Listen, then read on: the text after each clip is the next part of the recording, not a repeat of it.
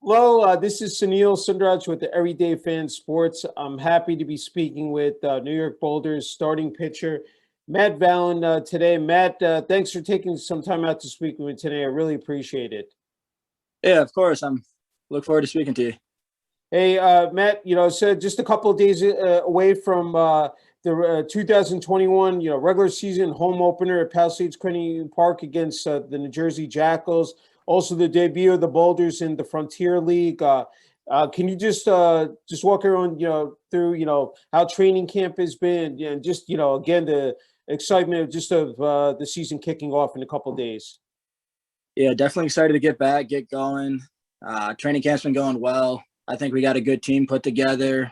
We've been doing a lot of live batting practice just to get us all ready to go for opening day, face this level of competition again. Uh, Definitely excited to actually have some fans in the stadium this year for sure. Yeah, no, definitely. I said I got to speak with one of your teammates a couple of days ago, Luke Burton. I wanted to ask you, regarding, it said the roster, but especially this pitching staff. Can you just, just the rest of the guys, again, how the depth on this team and just, what the expectations, I guess, are for this upcoming season, Matt. Yeah, the depth of the pitching staff I think is really good. As far as expectations go, we expect to win every game. We expect to go out there, shut the opponent out every game. Like we go out there and expect to dominate every game. Yeah. A new manager in TJ Stanton. Also, Matt, wanted to ask you just, I said getting to know TJ and now, of course, exhibition game versus NYPD last night. Just, how everything's been working out, said with TJ here. Yeah, no, TJ's a great guy. Definitely knows what he's doing, knows how to manage the bullpen, hitters.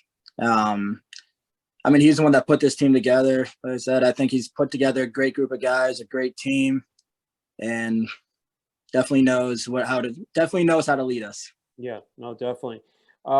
You got to pitch at Palisades Credit Park, of course, last summer in the All-American Baseball Challenge. I'm sure to get that experience under your belt, and especially with the COVID-19 pandemic, just, being able to play the game of baseball last summer, Matt, can you talk about how important that was, especially for your development, as a pitcher? Yeah, no, I was very fortunate to get out and be able to play last summer. A lot of guys weren't able to, so they missed an entire year of development of facing hitters. Like we've had pitchers that hadn't faced live batting since before COVID hit, and just being able to get out last summer, face high level competition of hitters, just not taking that year off was huge for me. Yeah. I wanted to ask you just about your training, from that point on, once the season did conclude there, playing the All-American Baseball Challenge to up to this point, because, not only, with the team workouts, but also individually, what you were able to do, the past several months, Matt. Is I'm very fortunate. I coach for a community college, Mm-hmm. up by Jefferson Community College. Mm-hmm. It's up in Watertown, New York. So I was able to get in there, throw with my pitching staff there, use that college's weight room. Very fortunate for that. Then in early January, I went to Velo University. Um, went there for a week. Learned a lot there. They made me up a program. I think they made it up through April, so I followed that for a couple months just to really help me get my body ready to go for the season. Then just again, very fortunate to be coaching, because I was able to throw live against my hitters. Mm-hmm. So coming into training camp, this wasn't my first time seeing a batter in the box. Very fortunate for that. Yeah, no, that's true. I was looking at your background and experience, Matt. You have, you pitched in the Can-Am League before. I said with Ottawa, and then being able to, said all these teams, including the Boulders, the Jackals, Sussex County Miners. I wanted to ask, and especially playing at Palisades Credit Union Park, how special that is going to be, this year. What was the question again? Sorry. No, I was just saying that you have with that experience, in the Can-Am League now, just being able to bring that, of course, here, it said this season and, playing at Palisades Credit Union Park. You played, against other teams, with the New Jersey Jackals, Sussex County Miners. Just had to ask you about that. Yeah, so that definitely gives me an idea of the level of competition of the league. Obviously, very high level. There's former, I think most of the teams in the league have former big leaguers, AAA guys, AAA guys. Um, just that experience, even though I was in the bullpen up in Ottawa, still just getting used to that level of competition is instead of just getting thrown into it this year is nice. Yeah. I was looking at the schedule. A bunch of home games, said to start off, the schedule. I'm sure that's important for you guys, being able to establish that rhythm, just that, and be able to, string, a bunch of wins together, because especially playing well at home. I had to ask you about that as well, Matt. Yeah, definitely. Starting off at home is a great advantage. Don't have to go hop on a bus for a couple hours. Yeah. Go sleep in a hotel. We get to go back, sleep in our own beds. Yeah. It's definitely going to be an advantage for us starting off at home a lot. Yeah, no, definitely. I wanted to take it back to, of course, when you were pitching in college, SUNY Cortland. And also, I was looking at your, again, your background that you played as well in the Perfect Game Collegiate Baseball League as well. I wanted to, maybe I ask you about that as far as, for Adirondack and I think Watertown as well, how, pivotal that was, again, for you, Matt. Yeah, Adirondack especially was a bit of a wake-up call. I went out there. My numbers weren't great. Mm-hmm. Really, after that, I had to focus on getting my command down.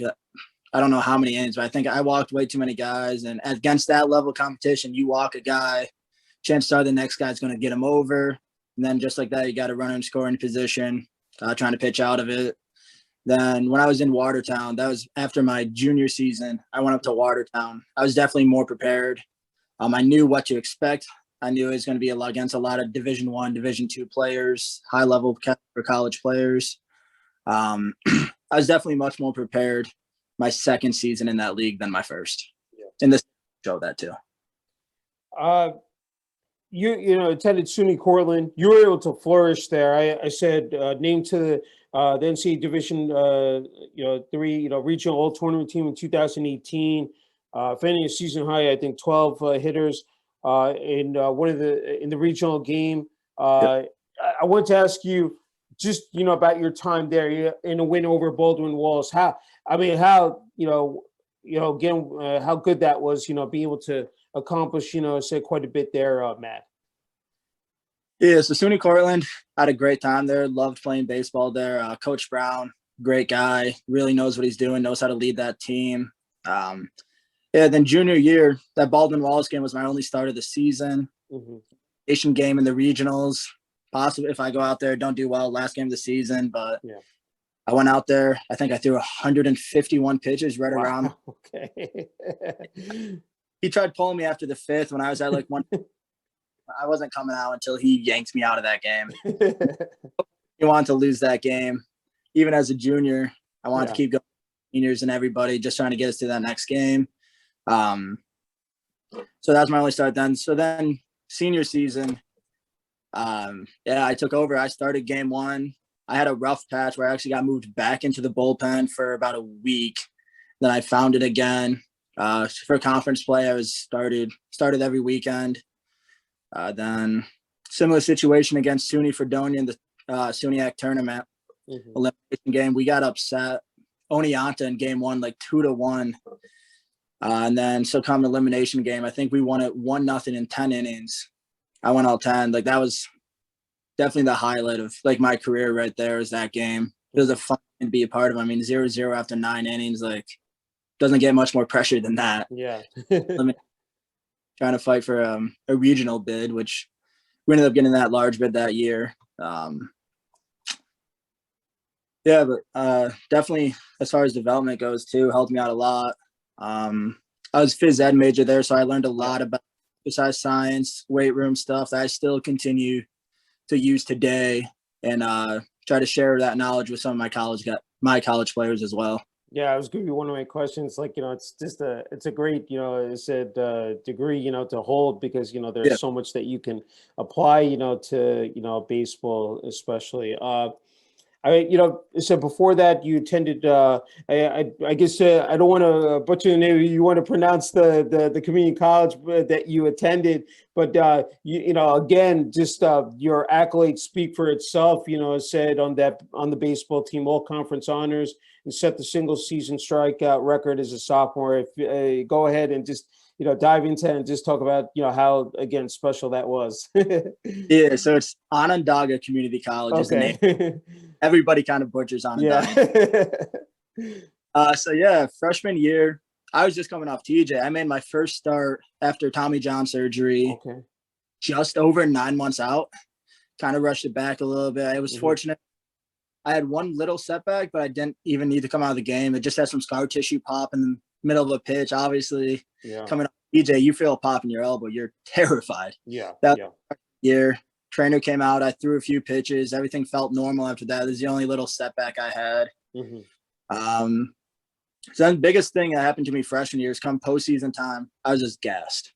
I wasn't used to we played 50 plus games compared to my high school season of 16, I think. So it's just completely different. I knew coming into my sophomore year, I had to be in better shape, had to lose some weight. I think I was playing at 225 at that point. Sophomore year, I trimmed down to, I was 200, 205. Just in a lot better shape. And sophomore year was when I really realized I could possibly go play professional baseball. That's when I started talking to a few pro teams. My velo spiked up from, I was 83, 85 in that fall. I was 87, 89, bumping 90 miles an hour every once in a while from the left side. I'm left-handed as well. So yeah, I just kind of took off, everything just kind of took off, came into place. And then I didn't really struggle much my sophomore year. I was in better shape. Come postseason time, I wasn't gassed. My arm was still fresh. I was still ready to go for the postseason. That was the biggest adjustment I made, just getting in better shape, getting ready for that season, which I think is really going to help me this year, trying to play 95 games throughout 5 months. Yeah, it is. It is a grueling schedule. Elaborate there on Tommy John surgery. There's so much, mentally, physically that you go through. How you were able to overcome those hurdles, Matt? Yeah. So when I first tore my UCL, it was June going into my senior year. This is not when I got diagnosed or anything. I put it off because June going into senior year, obviously I'm uncommitted by that point. I don't know where I'm going to college. So I all summer with a torn UCL. And then come November, it hadn't gotten better yet. So I was I should probably go get this checked out. We get so I get an x-ray, comes back. X-ray is not going to show a torn ligament, obviously. So then they schedule the MRI. I go in for the MRI. You have a partial tear. I think it was right around 3/4 tear of the UCL. So first we try a PRP injection in my elbow. That's supposed to take care of it a little bit. So I go back to throwing, pain is still there. So then I come back in, they look deeper they look at the MRI again, and there's a calcium buildup on the end of my ligament. So there's no way for the PRP injection to really do anything because the calcium buildup is going to stop it from helping. So I tore it June. I finally I played my entire senior year of high school with it as well. But then in May 20th, 2015, I remember the date, I got the surgery. Then, because it took him an extra hour because they had to grind all the calcium out. And then I was fortunate enough where they reattached my ligament. And then they took a tendon from my forearm and put it over. So I have my ligament plus my tendon. So hopefully it makes it even stronger having the two there. So then the recovery is painful. I remember sitting there 3.5 months out, my arm feels good and as good as it could have for that time. I just wanted to throw. It's hard to pace yourself. I'd say that's really the hardest part, is to pace yourself in that comeback. Because obviously I just want to get out there pitching again. I want to get out there with my team. I want to play in games. But just taking my time with the rehab. Like I said, I still ended up rushing back a little bit, pitching my first game just after 9 months, where realistically I probably should have redshirted my freshman year, but Yeah. It all worked out for the best in the end. But really, just that rehab is grueling. Like I was going to physical therapy 3 to 4 times a week. The first month, I don't know if I even touched a weight. I think it was all just stretching, maybe some light band work towards the end. Yeah. Months 2, 3, and 4 is all they just kind of spent time getting that strength back. Once the mobility was all back, just focus on strengthening it. Then months 5 and 6 was just slowly introducing to throwing. Towards the end of month 6, I was back to like throwing 75%. Like my first flat grounders right then. So then come month 7, I was on the mound and I was able to go live to like throw to actual hitters towards the end of month 7, and everything felt good. Like obviously my biggest thing was my velo was inconsistent too. There'd be days where I was like 77, 79. Then there'd be other days where I was like 81, 83. It's just, if I got lazy with my stretching, my velo would drop way off. So that's kind of another thing that it kind of taught me, was not only the strength aspect, but how important flexibility and mobility actually is. I mean, once you have that, I'm just curious that, like, even after that, like shortly after, it always enters the back of your mind, like, that you're trying to block it out, but like, somewhere along the line, you think about it, it pops into your head. I'm just wondering about that, Matt.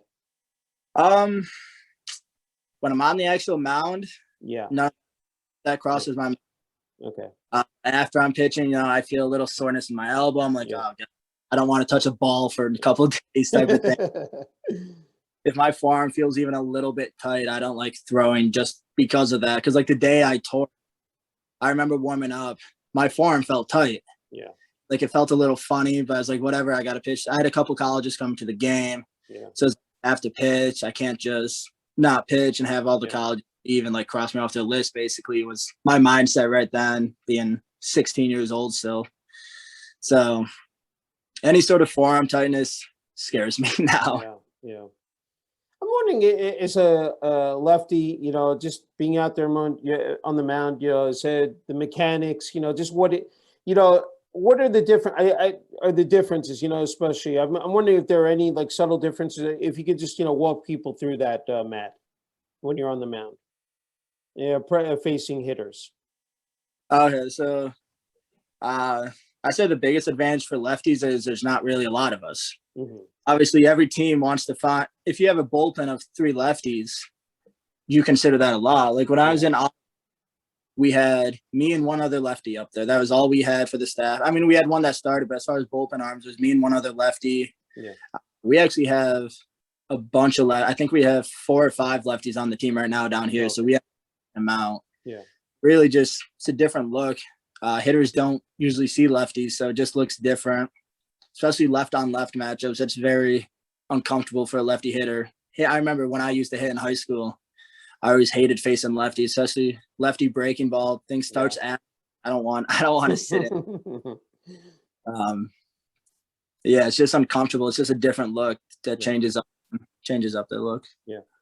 Just a couple more, can't take enough for the time, Matt. I was wondering that transition you made, of course, going from high school to college, but from college to playing independent baseball, how that, worked out for you. Yeah. So funny story. My first ever strike I threw an indie ball. It was against the Rockland Boulders at the time. Okay. The guy, it was a 2-0 count. I decided I was just trying to get me over fastball. Yeah. And next thing you know, he hit it about probably 400 feet over left side. Okay. That's definitely a call. Oh. Sorry, you there? Sorry. Yeah, I'm here. Someone was calling me. Yeah. They can wait. Okay. But, that was definitely the biggest thing. It was just knowing, like, if I fall behind, I can't just try to groove one because they're going to make me pay if I leave it over the middle. Yeah. So just being competitive with all my pitches, even 2-0, 3-0, still trying to hit my spot, just be competitive with my pitch. Because, mistake in college, you throw hard enough, you can get away with a lot more mistakes than you can in pro balls. That's the biggest difference. You leave something over the middle now, chances are it's probably going to get barreled someplace. Yeah. I wanted to go back to I think LaFarge High School. You not only played baseball there, but you also played basketball. I'm wondering Yep. that you were, a two-sport, star there. It said is a starter, all-star. I mean, how much again? That play. How much fun that was. Being able to play multiple sports, and I'm just wondering, like, really, what makes the game of baseball so special? For you to play as well, Matt. So yeah, playing multiple sports was definitely fun. Gave me a break from baseball in the off season. And I mean, basketball is a great sport. Like, as far as it translates to baseball, well, because basketball is a lot of sprinting, a lot of quick twitch movements, which translates actually to the mound. So I say that definitely benefited me that. And then baseball, gosh, ever since I stepped on a baseball field, like playing t-ball at 5 years old, like my dream was always to play professional. Yeah. Ever since I started playing, like this was always like the end goal. So baseball's always had a special place in my heart since day one. Great. And can't forget about support from your family, and especially what you went through, with Tommy John surgery, and the fact that here you're going to be playing, of course, now in the Frontier League. Can you talk about that as well, Matt? Yeah. So support from my family. I started playing travel ball when I was right around 13, 14 years old. And obviously that's a lot, like going to tournaments every weekend. My dad would always come with me. My mom would come every once in a while, but she usually stayed home with my sisters. So really just, there was week-long tournaments that my dad had to take off work so he could come take me to. I'm really, really appreciative of that. And then right now, actually, I want to give a little shout out to like my host family, the Callaways. Stayed with them last summer when I played for the Brave. I'm staying with them again. Okay. Met their son when I was up in Cortland playing college baseball, and then now I'm fortunate enough that they take me in down here. But yeah, definitely fortunate. Yeah, I don't think people truly understand and appreciate, like, with the host families. I mean, that support system, especially during the season, these 4 or 5 months, Matt. Yeah, it's definitely, it's a lot on them because I'm getting home 11:30 most nights, and their dogs are there's a lot on them too. So yeah, definitely appreciative of everything they've done for me. I almost forgot to mention that you guys are going to be playing another New York team this year. Is the Tri-City Valley Cats. That's going to be pretty neat, playing another team from the state as well, Matt. Yeah, I was actually fortunate enough to play in their stadium after my freshman year in regionals. Okay. Their Joe Bruno Stadium up in Troy. Yeah, I think it's in Troy. Yeah. Nice stadium up there. It's definitely gonna be nice having another New York team in the league for sure. Yeah, no, definitely. I think the final question I have here, and I think you serve as an outstanding role model, Matt, because of what you've been through. Especially with the surgery, and being able to overcome that, and here you are, going to be pitching, again, for the New York Boulders in the Frontier League. What your message is for those younger kids, and athletes, high school, college, even going to Little League, who want to be Matt Valin, and playing, for the New York Boulders one day in the Frontier League. What's your advice, for those athletes? Just work hard. Like when you're on that baseball field, take it seriously. Obviously, have fun. Like, gosh, I love baseball. Like, I have fun playing it. If I didn't have fun playing it, I wouldn't still be playing it. So like having fun was a huge part for me always. Then just every day when you're on that baseball field, just trying to get better and better. Just don't count yourself out ever. Sounds good. Okay, Matt, the floor is yours. If I've left anything off the table, this is your time to shine. And, I said, if there's anything else you want to add. I think we've covered pretty much everything. Yeah. All right, great. Hey, Matt, we just want to thank you again for this opportunity, to interview you before this 2021 season starts on Thursday evening at Palisades Community Park. I said, wishing you, continued success and all the best, this upcoming season. Thank you. I appreciate that.